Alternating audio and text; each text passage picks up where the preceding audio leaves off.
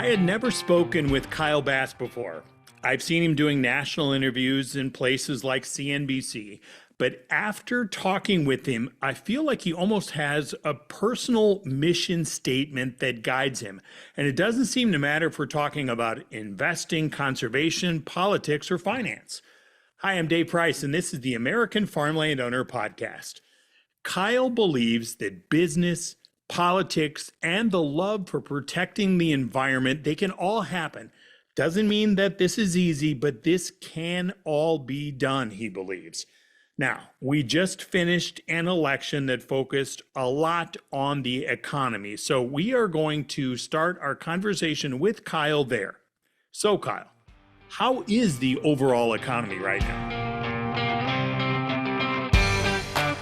Let's start out with, can you give us a big picture focus when somebody stops you in the hallway and just broadly says, "Hey, how's the economy right now?" How do you answer that? You know, it's a great question, and this is the question the recent election where Trump won. The voters just explained to the liberal elites the difference between economy and the cost of living. Because the liberal elites can talk about if they underreport inflation, which they do in a major way. We can get into that if you really want to get into that. But the way that they report inflation and the way it affects our checkbooks are two different things. And I might as well explain it. If you understand this concept of chain weighting, Dave, so the way the BLS and the Fed reports inflation on, let's just choose something. Let's choose a car. So the average price of an automobile is part of the consumer price index. Right. If you look back 30 years, the average price of a car 30 years ago was $13,000. Today, it's $49,000. So let's assume that the price of a car has more than tripled in 30 years, okay? So you would imagine that the price component reported in the CPI was up 300% over 30 years for cars. And that's not the case. So what they do, they chain weight the report. And they say, well, Dave, you bought a brand new F-150 this year, and you paid that one's probably what, $75,000 now. Yeah. But to compare it to the F-150 from 30 years ago, you have a digital speedometer. We didn't have those back then. So you have to just subtract the price of a digital speedometer from the price. Mm-hmm. You have this navigation system. We didn't have those back then. Subtract that price. Right. You have an unbelievable music Apple Play system, and back then it was just a knob with a radio.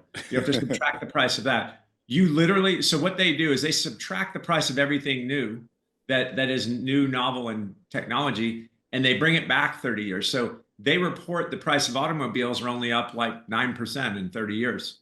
Which is true if you can find a stripped down version that has absolutely nothing that you just said, which you can't. So I've been invited into the back rooms with the Fed economists, and we talk about chain weighting. And I said, you guys are absolutely like out of your mind. I said, you chain weight everything. And I said, just to be clear, my dollar spends real dollars. I'm like, can you show me where I can go find some chain weighted dollars? Because if I can find some, I'll buy all I can find, because I want to buy y'all's prices, not the prices that I have to pay every day and the price that the average consumer has to pay every day. I want some chain weighted dollars.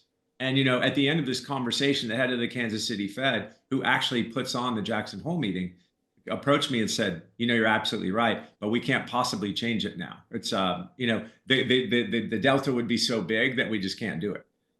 So it's important to note that if you just look at the government's own housing index, the FHFA housing price index, that's their housing price index, is up exactly 50% in the last 4 years since COVID, since they printed all the money. Mm-hmm. And yet the housing represents like 40% of the CPI, and it is up nowhere near 50% because they use their own methodologies for how they compute owner's equivalent rent. The biggest component, I'll get off my soapbox here, but the biggest component of inflation as it's reported is owner's equivalent rent. And the way that they calculate that, Dave, is once a quarter, they call 1,000 homeowners, and they say, Dave, I know you own your home, but if you were to rent it, what would you rent it for? Again, some fantasy, crazy conversation when they actually have rental indices that you can see for apartments that are real, and they just don't like the numbers. So It's a long way of saying, you asked me how the economy is doing. I think that in the last 4 years, the poor have been eviscerated. I think the middle class has been priced out of having any kind of major upward mobility, and the rich have gotten richer. That's how inflation works, right? The owners of the assets are the ones that benefit from the price increases. And if you have leverage on those assets, which, some people that own land have leverage, some people don't. Hmm. But if you've got leverage on an asset that really inflated, that's how you stay ahead of inflation. But if you're the average working class family that has, a small savings and is working to make ends meet, putting their kids in school and everything that people do, they have been absolutely massacred by the inflation that the Fed and Congress just pushed at us. I think we've seen 50% inflation across the board in the last 4 years. And That's wages have gone up nowhere near 50. So right. there's what I'm telling you is the economy is in really bad shape, but the way the economists talk about it, they say it's fine. And what the election just said is it's not fine. We're not going to take this kind of crazy inflation that you're throwing at us.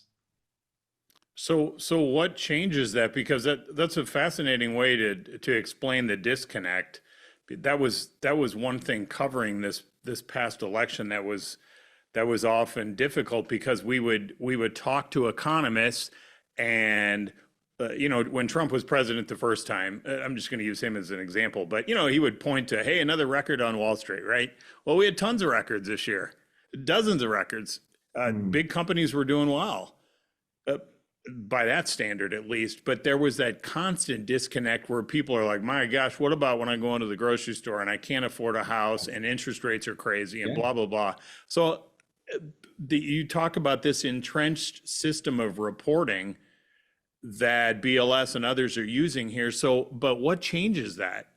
I mean, It's to me, I'm you thinking know, like a sports fan when you can't compare stats when the NFL goes 18 games now a year or whatever now, right? yeah, Like yeah. everything's ruined. So how do you change stats? Look, what you learn is the government is not spending their money; they're spending your money Right. and my money. And that's what they're spending, and they're allocating it differently than you and I would, for various reasons. And again, this gets into societal disconnect between political parties, and we don't want to go there. But the bottom line is, when you spend $6.1 trillion as a government, and you only bring in 4.4, and you're at full employment, you've actually finally lost it. You've lost your marbles, right? Typically, you run deficits when you're in a recession and you're countercyclically spending, and you're certainly not at full employment. They just actually took the wheels off at full employment and spent what they spent. Just think about that for a second. So that hasn't happened before. And so we're seeing this monster rise in inflation. So when you talk about the economy, there's two things. They're the liberal elite economists that tell you everything's fine the way they report it. And then they're the real people who talk about the cost of living crisis. The cost of car insurance is up 43% in the last 3.5 years. The cost of homeowners insurance is up 45. The government's own FHA index is up 50. The price of Coca-Cola soda is up 45%. All those numbers kind of rhyme with 40 to 50, right? They Right. printed 40% more money. They put 40% more M2 in the system in a 2-year period, and we got 40 to 50% inflation. And I'm painting with a broad brush. We can all point to things that haven't gone up that much or have gone up Sure. more. I'm just kind of give a broad idea. So I think that's important. And the landowner, where we're talking about the farming and landowner summit, look, landowners are typically, you're either a farmer or you're a wealthy family that's had land handed down. Land does pretty well, and especially land right in areas where the development envelope is reaching them. So you think about where the population moves in America have been from high tax, high cost, mismanaged jurisdictions like the Northeast and the West Coast to places like Texas, Tennessee, Florida, the southern coast. And many in the Midwest, people are moving everywhere. They're just moving out of these communities where pricing's gone mad. I just sold a house in San Francisco. You'll love this. There are certain breakpoints for where you sell houses. We don't need to get into numbers, but the fact of the matter is I paid my selling broker 5%, and the city of San Francisco had installed a city transfer tax of 5.5% of the entire home's value, not of the gain, of the whole home's value. So I'm going to, it's unbelievable what these broken governments will do, but they'll just start taking your things. And the city of San Francisco just said, hey, I'm just going to take 5.5% of everything that's there, which is actually like hard for me to believe. More than your Like, broker. more than my broker. But let reverse this. Let's say you were the buyer of the house. The day you buy it, you're down 11%. Right. The day you buy it. You've lost 11% of your money the day you buy it. Because if you sell it, if you sell it the next year and it hasn't gone anywhere, you're gonna pay 5 to the broker or 6, and you're gonna pay 5.5 to the city again. This is mind bending. Okay, you hit on two big ones that I really wanted to dig into with you going into this. You talked about all of the federal spending, and this to me, watching, has been a mind-boggling sum, right? And at the beginning of this, if you believe that we were kind of teetering when COVID hit and we didn't know what the heck was happening, and was everything going to stop? Do we need to wash off our groceries? I mean, there was everything under the sun, hospitals getting overwhelmed, all kinds of stuff. So if you believe that the government had a role there, had to push out a bunch of money like Trump did at the end in 20, so that it wasn't the financial apocalypse, right? But then maybe Biden went, frankly, too far and kept it going and did too much of this stuff. How Certainly. much of this, these trillions of dollars, like when has this finally pushed its way through the system so we can kind of get the reset? Like, are we to that point yet? Do we not know? We're not to the point yet, and the only reason is when you look at where the gains in employment and the gains in price levels, the gains in wages are, they're all on the government side right now. You're seeing government wages move twice as fast as private sector wages. You're seeing government spending. They still have about $1.5 trillion to spend on the infrastructure spends that that the new Green Deal and all this stuff we're going to spend. So it's been allocated, it just hasn't been spent. So we still have some spending to do. But thank God that Joe Manchin is alive, right? He saved us from another 1.5 to 2 trillion of fuel on this fire. Think about that number. So they just went berserk. To your point, in the beginning of COVID, we didn't know where we were, but throwing 40% more broad money into the market in an 18-month to 24-month period, every single person in the Fed knew that was a bad idea. Every single economist, if you ask them beforehand, say, if you're countercyclically trying to operate in a pandemic, does 40% more money sound like a good idea? They would say that's crazy, right? Like maybe 5 and see what happens. Maybe 7, I don't know, but 40? It's in another stratosphere. And by the way, when you sit in a room with these economists, you won't believe the self-congratulation that you hear. They say, we saved the world from the pandemic, and now we've arrested the inflation dragon. And I raise my hand and say, are you guys effing kidding me? Like, you guys are the firemen and you started the fire. Like, what do you mean? What do you mean you saved, you have harnessed this inflation dragon? What you did is you took a price level from, let's say, 100 in 2020 to 150 here in 2024. And now because you're lapping 150 to 150 or 150 to 154, you're saying you're doing a good job. Like, they will never admit that they're wrong. If you remember, just like Kamala said, she wouldn't do anything different in the last 4 years. I mean, that takes some real, being a knucklehead to say. I mean, I think she regretted those words, because then you saw a couple days later she was trying to dig her way out of that one, which was quite a political blunder at the time. You know what? It's just stupid. When you see the world for what it is, you remember watching the movie The Matrix, and you start to see the numbers come down the screen. If you do the work that my team and I have done, and you start realizing how these things are reported, how they think about things, and you get to meet these people and talk to them, you walk out of the room going, got it. Now I understand. I understand exactly why they do it. I understand how self-important they believe they are. I understand that they really morally say they care about Main Street, but they're just going to do anything to not make their job look like they did a bad job. You understand these people, and it's sad. Okay, let me ask you this then, because I'm also fascinated by Doge. So this thing whatever it is, it's not really a department, but in theory, Doge is the Department of Government Efficiency that Elon Musk and Vivek Ramaswamy are kind of heading up here in this transitional effort. And then I don't quite understand how it's going to work when Trump gets sworn in, if this is going to be a thing. It can't be a department, but whatever it's going to be, an entity. It's certainly going to be a thing. I'm thinking what kind of thing it is. I mean, it's not a department, but it's going to be a Look, function of some sort. But Dave, regardless, Dave, our government spent 6.1 trillion last year. Okay. right? First of all, if you ask the average American how much the government spent last year, you're going to get like 2 or 3% of the people might get it right.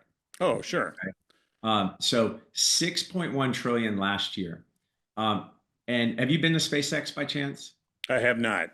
Okay, I've done a couple. I've had the good fortune to do a few tours of SpaceX. The Okay. one in California, a couple of times, the one in Texas. And when I was doing this tour, they were showing me around and showing me let's just say, again, an example, the heat shields that they put on Hmm. the rockets so that they can re-enter the atmosphere.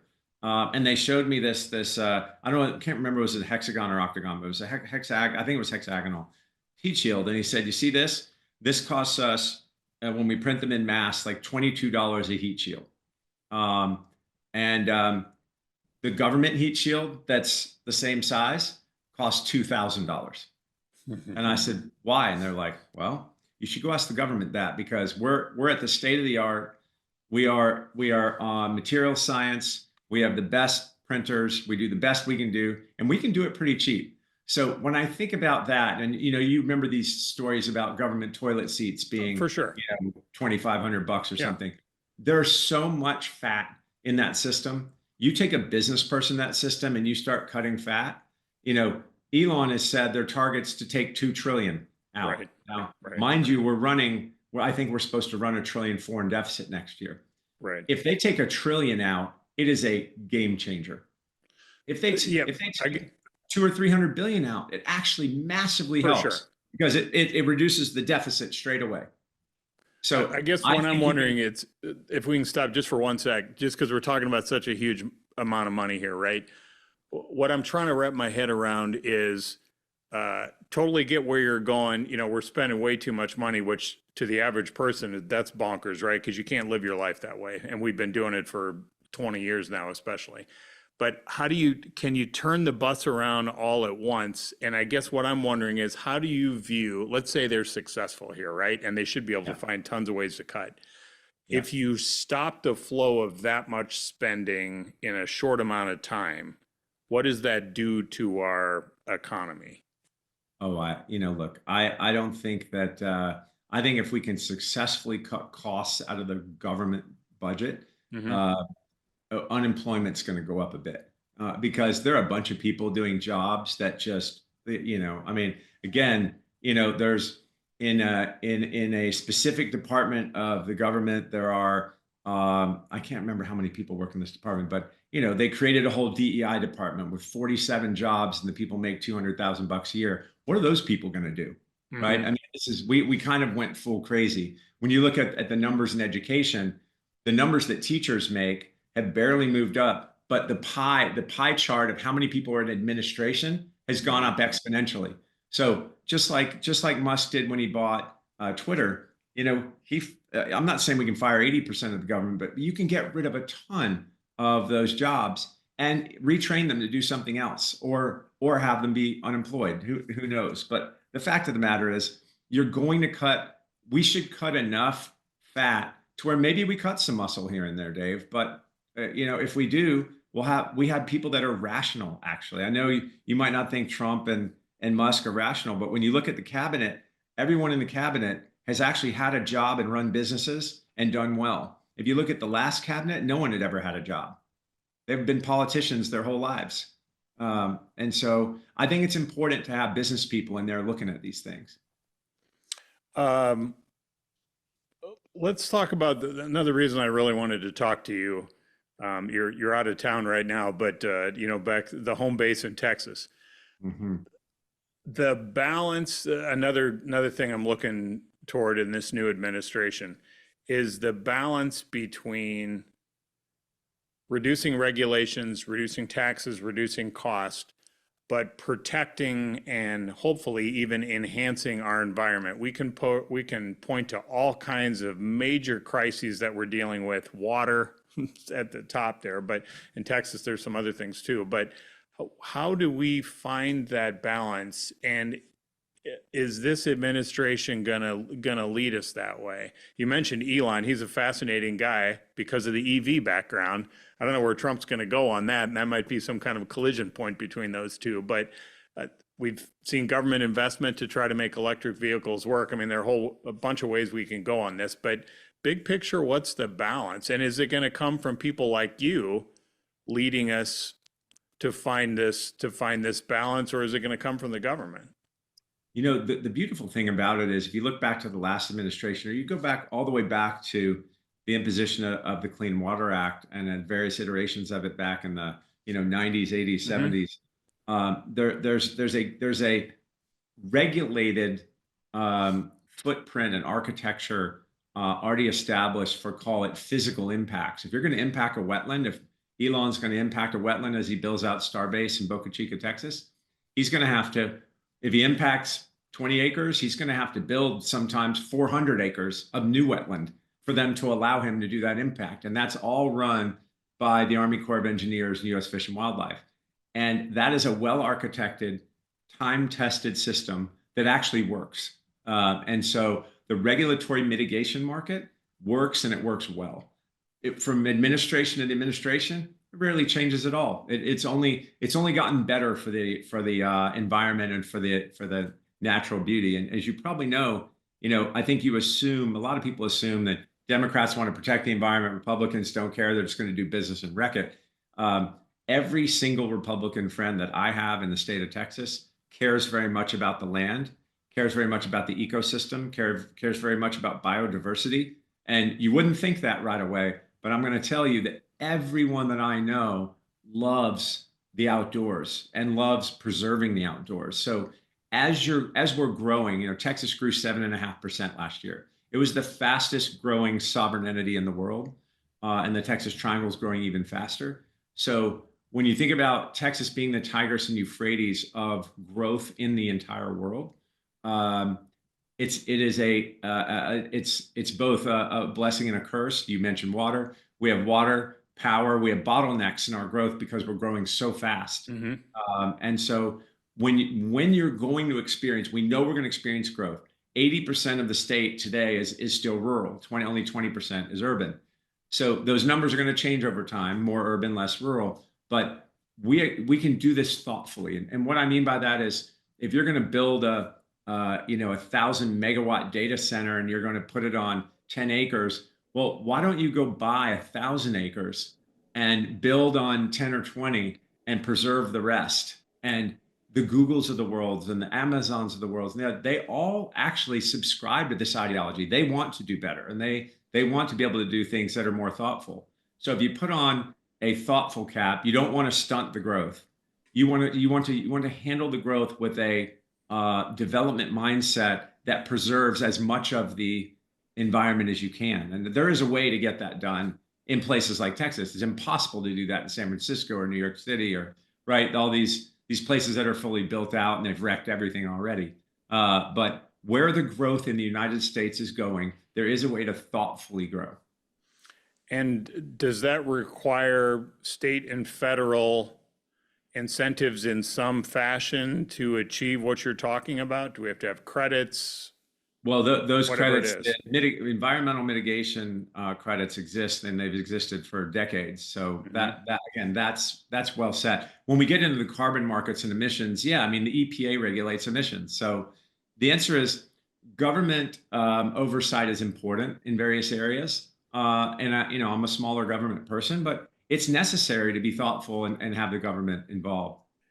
You mentioned what an issue water scarcity should be, and that's one thing in the state of Iowa that's been so crazy over the last year. We have a few communities, but one in particular really dealt with a really low water supply because there had been a 3.5-year drought. Having said that, the northwest part of our state had historic flooding, so you have these crazy weather patterns all over. But just big picture about water, and I know this is something you really follow. There are so many states that are dealing with scarcity, sometimes extended, sometimes short period of time. But how are we going to tackle this? Yeah. As we know right now, there are of the major rivers, there are federal there are federal laws around the major rivers, around the state minor rivers and aquifers. Those are traditionally state laws, and so the answer is we're going to deal with this on a state by state basis, unless we're talking about like the Colorado River or the Mississippi or one of the big ones, right? Sure. When you look at the growth and the growth areas of our country, there are two things to look at. One is just the fact that we can have 3, 4, 5 year droughts. And if you look at the dry line, the way I think about the dry line is 20 inches of rain or less. When you get over 20 inches of rain in a year, I think a dry land crop can grow. Your constituents are going to know that much better than I am, because we don't typically farm much of anything but hay. But we own a lot of land, but we don't farm a lot. But I think that dry line has been moving east. It's been moving east, whether you're talking about the northern or the central or the southern part of our country. In Texas, we believe it's moved 2 longitudinal degrees east over a 20-year period, which is massive. It's a massive movement. And so then again, you go up through the Midwest all the way up to the Dakotas, and you see where that line's moving. It's certainly moving east. And you're, again, painting with a broad brush, that's what's happening. Sure. I think that you have 2 things happening. You have climate change happening where we can have multi-year droughts. For instance, in the hill country of Texas, the drought of record across the state has kind of persisted and been in the early 1950s. And the hill country just changed the drought of record to the last 4 years. So that's pretty interesting. Sure. The drought of record's the worst drought ever recorded, right? So you're seeing that variability that you're seeing in Iowa, you're seeing it in other states too, where you can have flooding in one part of the state and no water at all in the other part of the state. So if you're the sovereign entity, if you're the state itself and you're the governor, you actually have to be very thoughtful about how you're going to allocate these resources, or more importantly, or if you're going to have to legislate going forward changes to maybe the rule of capture. There are 10 pure rule of capture states in America, meaning if you own the surface rights, you own the groundwater rights. And in most of those states, if you pump the water and store it, if it becomes surface water, then it becomes the state's purview. So there are all kinds of nuances to this, Dave, but I think that going forward, given the scarcity of water, and especially in the last 3 or 4 years, and given the rate of change of in-country migration from one state to another, we're going to see, I think we're going to have to see legislative changes. I think we're going to see changes on how this operates. And when you think about the branch networks of, let's just say, how your lungs operate or how your veins and your heart operate, they're major arteries to major organs, and then they sub out and branch out into minors. And that's the same thing that happens today with water. If there's a town in southern Iowa that needs water, and it's a small town, they don't have the financial wherewithal. They don't have the ability to fund a project all on their own to go find where there might be some extra groundwater and build a pipeline to them. What needs to happen is there needs to be a central artery that's a big pipeline from a area of high concentration of water to low, and branches from that pipe. These pipes are today anywhere between 10 and 15 million a mile. That's what they cost. And so if you're moving hundreds of miles and you're talking about well fields and this and that, you're immediately talking about at least a $2 billion project, if not a $5 or $6 billion project to get something done. Small towns can't do that. So well, you're asking me how it's going to get done. I think it's going to get done at the sovereign level, the state sovereign level, and then I don't think the federal government's going to get involved in bringing water to small towns and various cities. But I do think that the governors and the water boards of various states are going to have to act. We've seen what's happened in Idaho with the farmers with the senior and junior water rights. A recent book was just published called Chasing Water, about the Colorado River, by a National Geographic photographer named Pete McBride, who happens to be a friend. I read that book. It's enlightening. On the Colorado River, about a third of the water that comes out of the river goes to ag. Close to 100% of that ag water goes to growing alfalfa, and 100% of the alfalfa goes to Saudi Arabia. So how do we think about that on the national level? Saudi's an ally of ours, but what if we need the water? Right. These are actually very difficult questions to answer. For sure. Right? Because we have a legal system and they're operating within our legal system as it sits today. So if we're gonna change the game, we're gonna we're gonna have to legislatively change that game. And we need to be thoughtful about this because what makes America great, the very first building block of America is the rule of law, and we need to stick to it. But if we need to change the laws because of scarcity, then that's something that we're going to have to do. I don't want to veer too much off course, but if you're seeing this more as a state matter to legislate, what do you see the federal role? I think one of the things that interests me looking at this incoming Trump administration is one thing Iowa's governor talks about is the concept of block grants, right? And so will we see more of that kind of mentality? You know, they're talking about, this really gets us off course, but Department of Education, for example, you know, do you block grant that out to the states, give states a lot more individual authority to kind of do their thing? You take that chunk of money and fewer strings attached. When it comes to water, is there a role for the feds in that sense? Can they, because it feels like what you're talking about could be some massive investments from these states, especially in the smaller communities. So should there be a federal role outside of, you know, the Mississippis, the Colorado rivers and such? I don't think so. I think that Okay.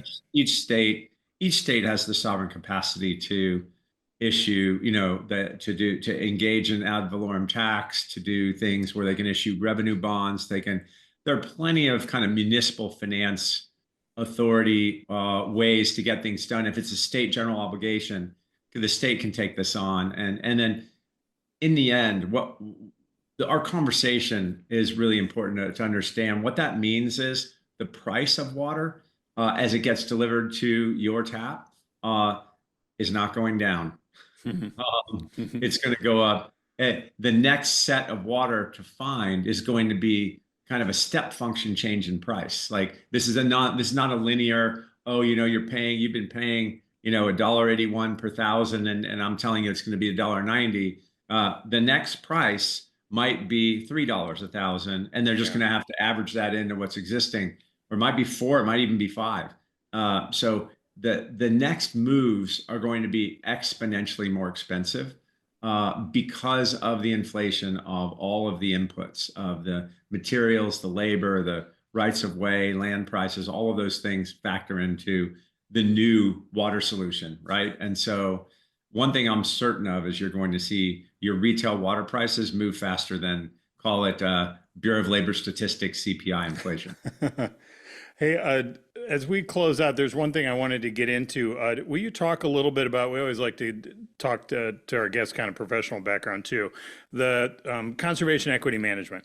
When I'm looking through your website, one of the things that you stress on there is environmental sustainability, which no offense to you all, but that can be a buzzword that gets watered down for a lot of folks who don't truly believe in it. Can you close us maybe philosophically with, to you all, what does that phrase mean to you, and how do you try to practice that on a daily basis? Sure. Look, the reason we started this about 3.5 years ago, my partner has done regulatory mitigation for the last 30 years, and he's built wetlands, streams, creeks, rivers, and endangered species habitats from Florida to Alaska, all the way down to Colombia and South America. But let's just say across the US and one South American project. So he's kind of one of the godfathers of building extremely biodiverse, incredible projects. And so when you talk about ESG shaming and all the things that are going on Wall Street, you know, you want to put on your snake boots and come see what we're building. You'll see that we mean business. Now, we're also doing it under a federal regulatory umbrella where you have the Army Corps of Engineers, you have Fish and Wildlife, you have the EPA, you have all of these players in the multi-jurisdictional roles that come and have to see what we're doing and approve it. So we do it the right way, the old school regulatory mitigation way, where if there are impacts to wetlands or impacts to streams, creeks, rivers, or endangered species habitats, we are making those better, and we're being checked by proper government authorities. So there's no greenwashing in what we're doing. That's about a third of what we do. Another third is, timberland. When you're a timberland investor, if you're an investor in a timber REIT or TIMO, you're used to getting, if you're the equity, you're used to getting like 5, 6, 7% returns. It's maybe similar to farmland on the long Mhm. run. Um, and there might be higher and better uses for that timberland. And let's say this, with the advent of Starlink and COVID kind of together, you've been able to move to rural locations. If you like to get outside, Dave, I like to get outside. Up until 2 years ago, if I drove out to my ranch in East Texas, I was holding my cell phone above my head. I was doing everything Right. I could do to boost a signal that wasn't really there, and Yeah. there was no chance of fiber. Now, we have fiber being pulled everywhere. I have gigabit speeds out there. I can work out there. Mhm. If I didn't have fiber being pulled, you can pay for Starlink and actually have a video call. So I think that move has changed land use and changed land use, I think, for the better. It's enabled the urban population to move more rurally and enjoy it more. So um, when you think about timberland and the expansion of some of these areas I talked about from the Northeast and the West Coast to the center and the South, um, those land values might be valued one way in the timber world, and you might be able to raise the value of the ecosystem. You might be able to do what we call boutique forestry, pull a few trees out to allow the light to permeate the floor of the forest again, run fires through it, which TMOs almost never do. Do some controlled burning, bring in some bird boxes, some bat boxes, bring some bees out there, and really raise the value of the ecosystem and the biodiversity level of those properties. And then you find a land steward that wants a second home or wants a Mhm. place to go. And you might be able to buy timberland for $3,000 an acre. You might be able to sell it for 7 or 8 or 9 or 10 if you do this properly. And that transformation process takes about 3 years. And so we do that too. And then on the third part of what we do is we're investing a lot in extensive sustainable groundwater development. And what that means is every aquifer that is fully charged or recharged has a modeled available groundwater. There's an amount of water that you can take out of that where it will recharge.